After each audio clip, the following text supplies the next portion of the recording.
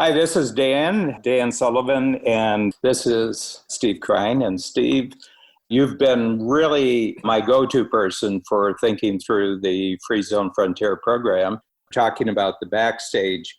So there was a test, I just read about it in the media, maybe 2 or 3 years ago, but there was an offer made to people walking the streets in New York that they could get a ticket for the Metropolitan Opera, performance of the Metropolitan Opera, or you could get a ticket for rehearsals of the Metropolitan Opera.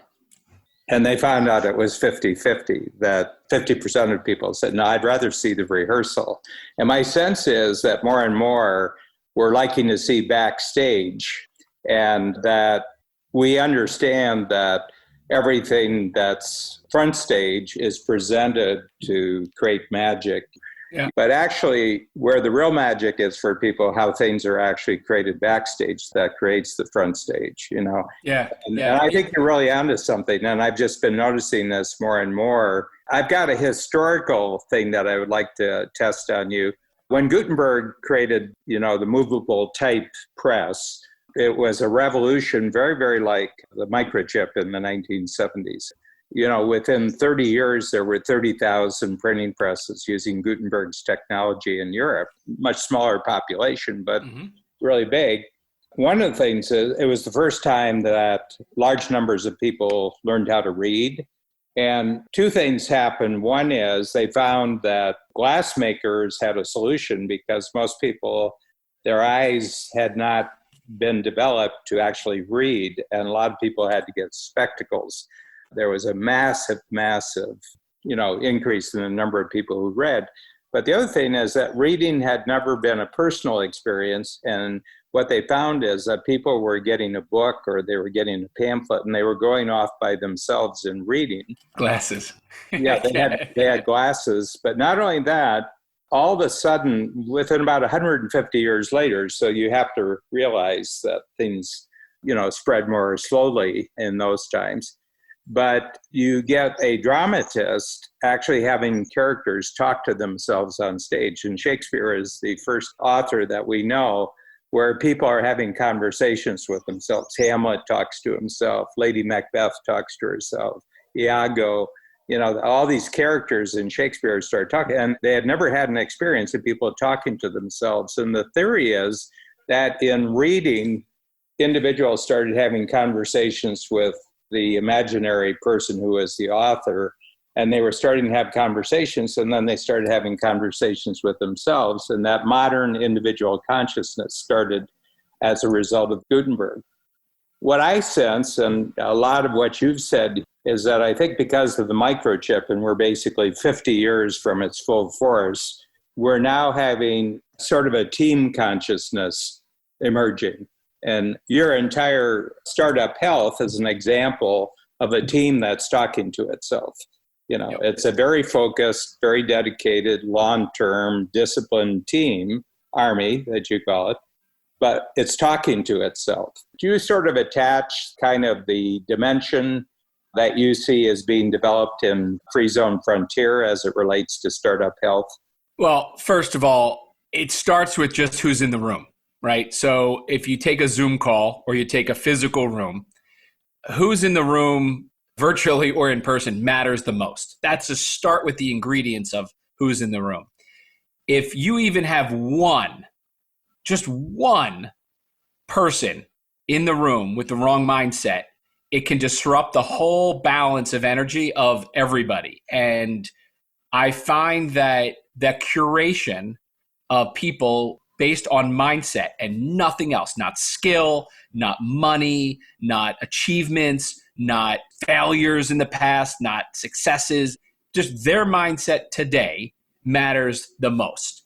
And so in Startup Health, in Free Zone Frontier, the beginning, middle, and an end of the entire existence of these organizational structures or conversations are based on the quality of the people that are invited in, are committed to not only being in, but adopting to the norms, so to speak, of being a part of that community. So there are rules, right? There are rules around showing up on time and being present. There's rules about keeping things confidential. There's rules about judging and not judging, I should say, what people say, as ambitious as they are, as crazy as it sounds, by the way, outside the room.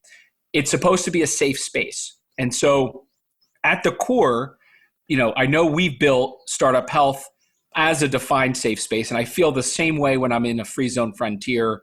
And again, it could be 8 of us like yesterday on a call. It could be 50 of us in a room. But all it takes is kind of open up your window on Zoom or walk into that room, and there's almost a feeling you get, or that you're with others who understand you. And so, I don't know if I'm answering the first part of the question, or the question with that, but that's a big part of it. Yeah, the thing that I want to talk about is going back to your Startup Health example, because it seems to me that, most entrepreneurs, if we just take a look at entrepreneurs anywhere, they operate alone and isolated. Mm-hmm. And they may have some conference type activities or association type activities, but everybody keeps their secrets close to the vest. Yeah. They keep their ambitions close to the vest. They keep their successes close to the vest. And what I was so struck by, that the great advantage if I'm an entrepreneurial company in Startup Health is I'm getting bypasses and shortcuts from literally dozens of different directions that I wasn't even looking for. I wasn't even looking for them. Oh, yeah. But people are just sharing their experiences. They're just sharing what's working. And it seems to me more and more that that's what I see happening in Free Zone Frontier is you walk into the room, and it's kind of like going on the internet. I'm a big internet junkie and always have since it became available. I found this, I found this, I found this. And people said, well, there's programs that you can put on that they'll go looking for what you're looking for and they'll find it for you. I said, no, you don't understand. When I go on the internet, I'm looking for things I didn't know I was looking for. The mindset of the people that are in that room in Free Zone Frontier and Startup Health, which is this notion of, it's not about an entrepreneurial mindset. It's about a mindset of collaboration, of knowing you can't do this alone. You don't want to do this alone. And that is actually a defining one of the mindsets, right? Do you want to do it alone, or do you want to do it together? If you want to do it alone, by the way, plenty of examples of people very successful on their own, that nobody wants to be a part of that orbit, or, being a part of that orbit is its own like little vortex. Mm. But in a Free Zone Frontier community, in a Startup Health community, in a big group gathering or an intimate group gathering, the idea is you're there to share experiences to help others. Sometimes there's an ask, and sometimes it's to give. More times, quite frankly, than not, you're giving. Mm-hmm. We have expert office hours every week. I think I've told you we've done them for years, but they've been reinvigorated. We now have 50 to 100 of our companies coming on every one of them. They're twice a week now. Yesterday, this is one of those things we did a few years ago that we just brought back, but we did an open office hour where we didn't have an expert. The experts were the community. So every usually expert office hour, we have a couple of guests, and then people ask questions and there's conversation. But on these, it was an open conversation between 50 entrepreneurs. And the question we said was, what is the biggest decision you need to make today, and what's keeping you from making it? Give everybody a couple minutes to think about it. And then the idea was you share what your biggest decision you're struggling with right now, what's keeping you from making it, and then open it up. And I don't answer, and nobody in Startup Health answers. The community is forced to answer. And we just sit back and wait. And what happens as a result of that is the most unlikely people speak up and share experiences. And those who open up and share what their big decision that they're struggling with leave with answers or ideas that they didn't even know were possible. And I watched it happen in real time 12 times within an hour yesterday, where people got the power. And at the end, of course, we do a positive focus. And I think it was almost one of those things of like a wonderful reminder of why they wanted to be in Startup Health to begin with. But more importantly, how in good times and bad times, you're not alone. And so that's a mindset that doesn't exist in every entrepreneurial community, in every Zoom call. I've been on plenty of Zoom calls where, it's actually not about anybody but you. And so they're not fun to be on either way. Well, that certainly goes right to the heart of what I've talked about, this a team talking to itself, team by any definition you want to make. It's contribution. I'm just going to tell you what I'm doing. And, this is what I've learned here, and this is what I'm up against. And I wonder how anyone else is thinking about that. So it's very exciting for me. I feel that all the work that has been done in coach, since I first started coaching, which is the early 70s, and now I've actually 1, 2, 3, 4, 5. This is my 5th decade that I'm actually on the same path, and I've got the same focus almost 50 years later.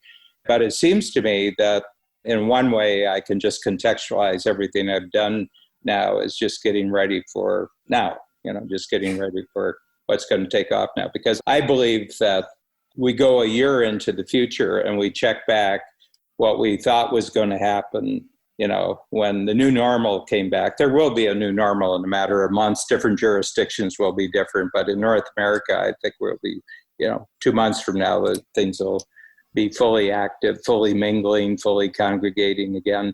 But then if you take a year into the future and you look back at that, I think everybody will be amazed at how much and how faster it got bigger and better in terms of being an entrepreneur. And those that connected into these kinds of communities and experiences are, I think, going to be far, far past where a lot of others who were alone with their thoughts and alone with their fears, not only what they end up doing, but what they end up doing during this time. I think the big thing is that there's very definitely a whole new dimension of passion that you have for what you're doing. This was Steve at his most passionate today, not hyper passionate, but convinced passionate, just an absolute conviction and certainty that you've been conferred. I mean, we all make it up before it becomes real, and one of the things being an entrepreneur is to have a front stage confidence when there's not backstage evidence for what you're doing. And so,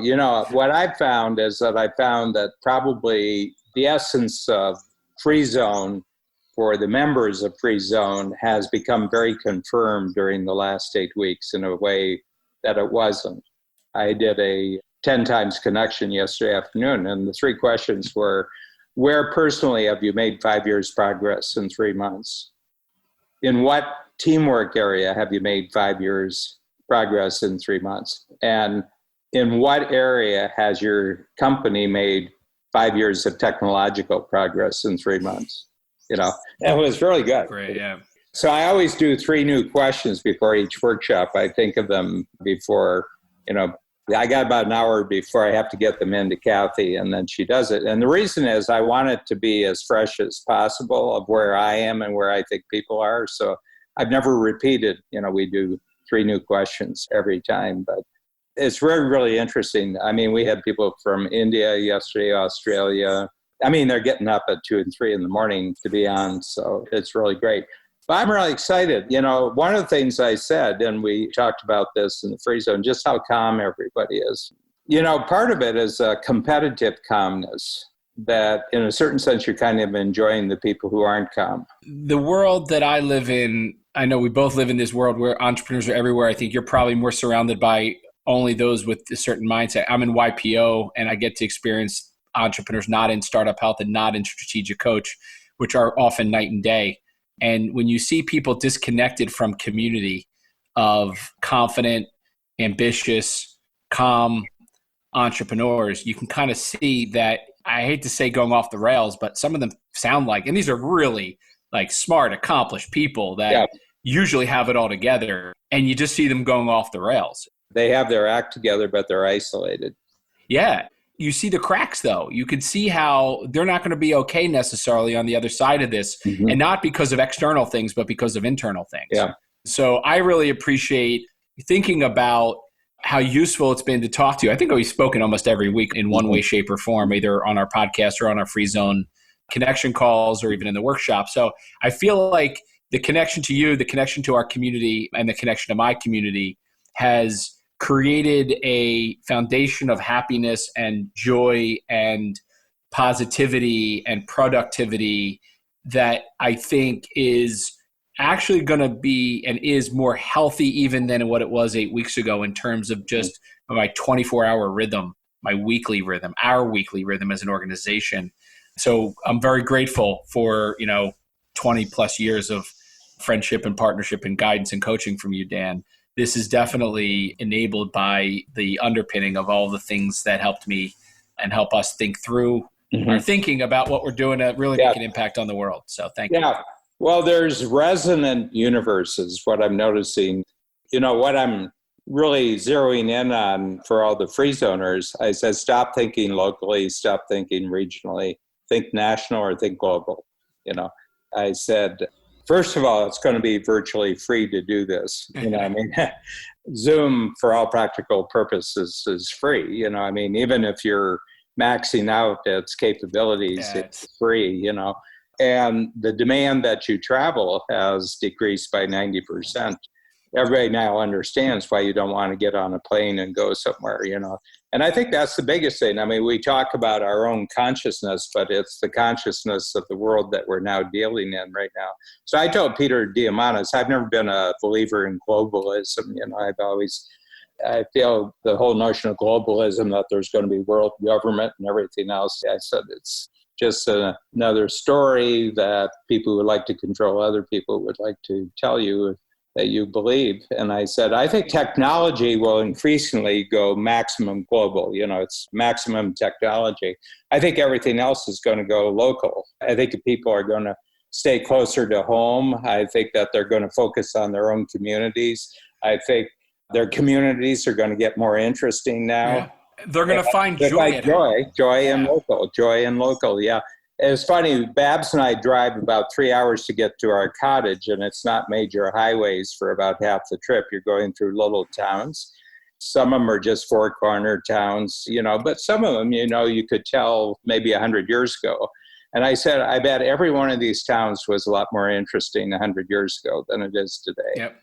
And my feeling is that local is going to get interesting again. Thank you, Dan. Take care. Bye. Bye-bye.